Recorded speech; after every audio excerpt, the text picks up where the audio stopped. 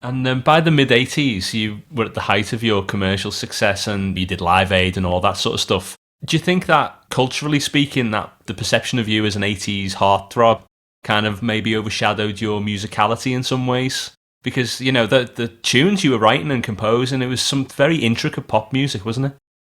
Yeah, I don't know.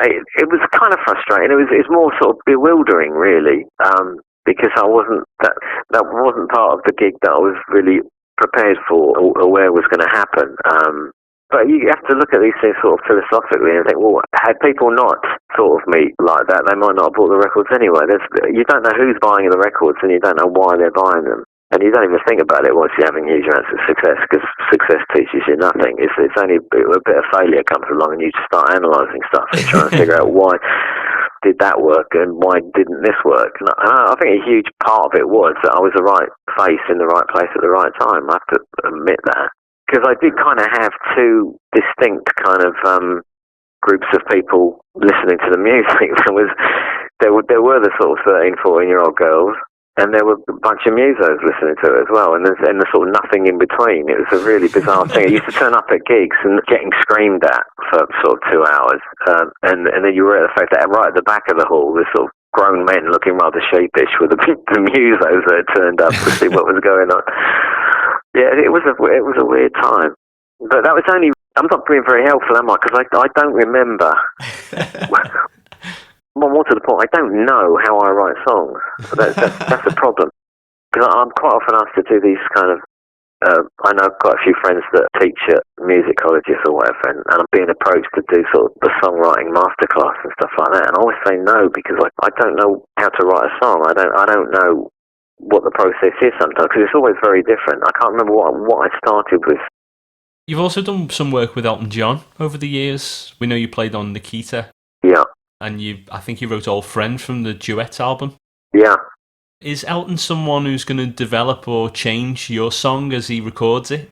I know he's got a very particular way of working with Bernie Taupin. He has, yeah. I was completely gobsmacked when he called me up. When was it? It was about 93, 94. I can't remember exactly when it was, but I wasn't, recording anymore. And I just got a phone call from him, and his first words out of his mouth was, "Have you got any songs?" And I was thinking, "You're Elton John. What are you asking for songs for?" But yeah, he just wanted to do a duet, and he didn't have a song in his mind. He said, "Do you fancy writing one?" So I wrote, again, in a big hurry, because he wanted to have something by the weekend. I think it was about Tuesday he phoned me. So I wrote 2 songs and made demos and threw them over to him. Unfortunately, he liked one of them. He just totally trusted me. I couldn't believe it. I thought, we're just going to have a little fiddle with this or a little fiddle with that. And no, nothing. He let me produce it. We booked the studio. He came in. I directed his vocal, and then he took direction beautifully, and it was just really easy. And have you found your writing process has changed in any ways over the years? For instance, do you try and challenge yourself by writing on instruments you're not familiar with, or trying different guitar tunings or things like that? It has changed. I mean, the biggest change, I guess, was from the back in the day in the 80s, from about 1989, which was the 4th album, to 1998, which was the 5th album, because there was such a huge time span in between those two. Because before, back in the 80s, everything I wrote was pretty much, it came from my head, and then I kind of just transcribed it onto whatever instrument I thought it should be played on. There were no restrictions as far as I concerned to any kind of technique I had on the guitar or piano. Whereas in the album 15 Minutes was pretty much written on guitar. It was just, I'm a guitar player, why shouldn't I write some guitar songs? Which is why those songs came out like that. I'm always looking for ways of starting songs, or just to start the creative process. I even went through a stage of trying to design a computer program that would actually, or a mathematical way of starting a song, or just starting a random series of notes to kick you off. Because as I said before, it's all about making decisions. But if something else generates the idea, you can still make that decision and still craft a song from it. That's kind of the thing about writing with other people. Quite often they'll come with an idea, and you're the one that makes the decision. You're the one that says, "Yeah, that's good. Let's do that with it." But you find yourself, especially when you're a bit blocked and you're not kind of, no ideas seem to be coming. It's just, it would be great if you could do that. If you just, I mean, I had this dice system at one point where I just sort of rolled dice. That's a C sharp, and I rolled another one and said, right, it's a minim, so it's that length.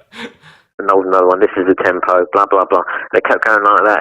But unfortunately, I never worked out a way of getting it to just sound like just a random series of notes in various different keys. It just sounded complete nonsense. It just didn't work. It didn't sound like music, which is interesting. I guess quite comforting in that actually you can't make music with machines, really. You can't create music. Well, you can, but is it music? I don't know. But I'm sure someone one day will invent a machine that can write a song. But yes, I'm always looking for new ways of starting songs. Not necessarily completing them or writing them, but starting them. Great. And until that machine arrives, maybe there's a board game in it for songwriters. Yeah, I had. Well, I wrote with a guy a few years ago that had a deck of cards. He just used to shuffle and just used to lay them on the table at a certain thing, and whatever the card says, that's what you did. I can't remember what he called it. A deck of chords. He had a deck of chords. So you dealt the hand, and whatever hand you had, they're the chords you had to play, and you had to write a song based around those chords. Oh. And we wrote one. It was crap, but we wrote one. Well, that's a great idea. Yeah, no, it's not a bad idea. That's why sometimes it is easy to write with other people, because they'll come with something, and you've got something to get your teeth into. Even if you never end up with any of the original idea in the first place, at least it kind of gets the ball rolling.